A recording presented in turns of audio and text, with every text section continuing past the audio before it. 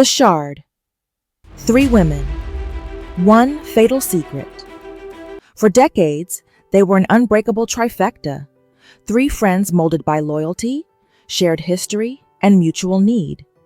They were sisters by choice, navigating life's highs and lows, each holding a distinct, critical place in the group dynamic. But beneath the surface of designer clothes and spiritual rituals, their bond was built on opposing truths. There is Naya, the gold standard, impeccably dressed, fiercely confident, and running an empire from her waterfront fortress. Naya is the architect of her perfect life. She is a single mother who believes success is measured in stock portfolios and flawless control. She holds her friends to her standard of perfection, unaware that the foundation of her own control is about to crack. Then there is Ava, the heart and the seer. Warm, loving, and grounded in her spiritual faith, Ava is the necessary anchor to Nia's ambition. She finds comfort in the everyday chaos of her modern home and her two children, often using her intuition to playfully critique Nia's materialism. Ava senses danger before anyone else, but no amount of sage can cleanse the evil that is about to arrive. And finally, there is Taryn, the shadow once privileged, her life shattered by a devastating fall into addiction. Taryn is now shy, depressed, and desperately unsure of her own reflection. She is a master of quiet deception, trapped between her fierce love for her friends and the desperate Sneca addict needs that define her days. Taryn is the most vulnerable and the most volatile. When the magnetic, powerful investor Julian enters their orbit, he doesn't just charm them, he methodically exposes every hidden weakness and fragile secret. His presence creates a deadly fracture that forces Naya to defend her empire, challenges Ava to confront her worst past trauma, and pushes Taryn to her final tragic limit, shattering their lives and revealing that the greatest threat was never the intruder, but the woman holding the sharpest piece of the shard. Part 1. And that, my darlings, is how you close a deal. The Peterson merger just sealed the biggest Q3 profits my firm has ever seen. Excelente. Just let me get this smoke on your balance sheet, because that much greed attracts negative energy. You need to keep your spirit clean, mija. Ava, please? I told you my spirit is perfectly fine. I need cash flow, not incense. And that is Fendi, not a sheet, darling. It's just a little grounding. You're so high up in that glass tower, you might float away. We have to make sure the blessings stick to the material world too. Trust me, these numbers are stuck. We're talking about expanding the trust portfolio into Europe next year. Chase's college fund is officially a fortress. It's just a little grounding. You're so high up in that glass tower, you might float away. We have to make sure the blessings stick to the material world too. Yeah. Definitely. Nia introduces a new acquaintance she met at a charity gala, Julian, a mysterious, charming real estate investor.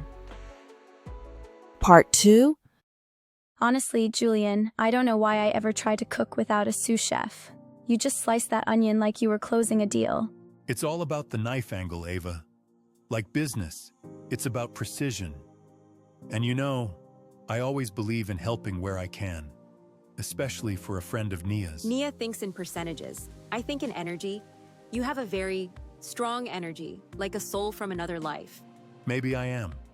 Maybe I was a chef in a past life. Or maybe I was just waiting for this one to meet you. Ay que dulce. Stop charming me. You need to set the table. Understood, MS Lady. It's not the kids. It's the landlord. The pipes burst. I swear. If I don't pay the deductible immediately, I lose everything. Cash, Ava. I need cash. That sounds like a disaster, Taryn. I hate to see a friend in distress. Actually, it might be. I need someone organized, who knows how to handle sensitive paperwork, to help me with some investment records. Immediate cash payout, $5,000 even. Are you busy right now? Cash? Yes. Ten cuidado, Taryn. Él tiene ojos viejos. Be careful, Taryn. He has old eyes. I'll text you the address. You look like you need a win, Taryn. Let's make it happen. She You didn't just even needed a ask hand, what the work Ava. was. We all do sometimes.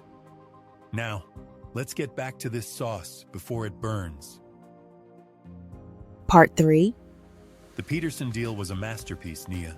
Julian, you didn't have to do that. They're gorgeous. I wanted to. I see what you do here. It's relentless. The work, the motherhood. It's a lot to carry alone. It is. Sometimes I feel like I'm running on 3 hours of sleep and pure control. Chase he misses having a male example, a strong one. I get it. The pressure to be everything for everyone. You know, I was an only child, raised by a single mother. I admire what you've built, Nia. Thank you. It feels good to have someone actually see the weight of it, not just the Fendi bag. On that note, I hired Taryn, by the way. She's been doing excellent work. Quick with the documents, totally dedicated. Looks like she's finally getting her life together. What? Taryn? That's wonderful. She was spiraling. I was so worried about her. Maybe this is exactly what she needed. People just need a clear direction and a purpose. I see potential, even where others don't.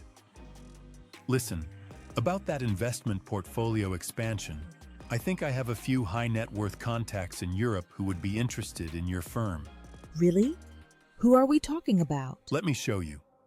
They're called the Sovereign Group. Old money, new tech.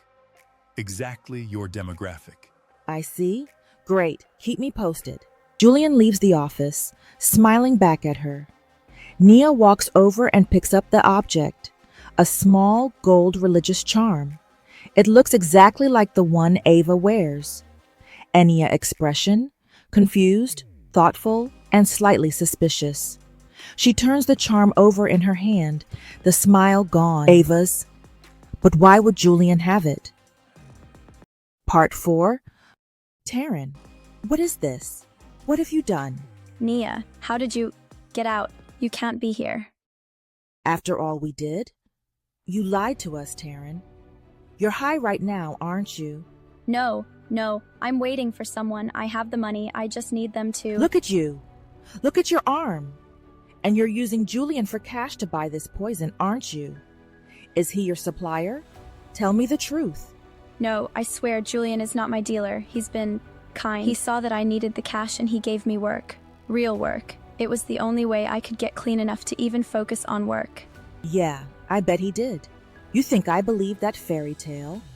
You're ruining your life to look good for a manipulative stranger. You don't care about me, Nia. You just want to save me to look good. Julian sees me for who I am. I'm sorry for everything, but you don't get to judge me. Don't you dare. What is this? Your little drug ledger? No, give that back. It's Julian's. I was copying it for him. Julian's? No. Taryn, this isn't a ledger for money. This is a list. Join me next week for episodes 5, 6, 7, and 8 of The Shard. You won't want to miss a single shattering moment.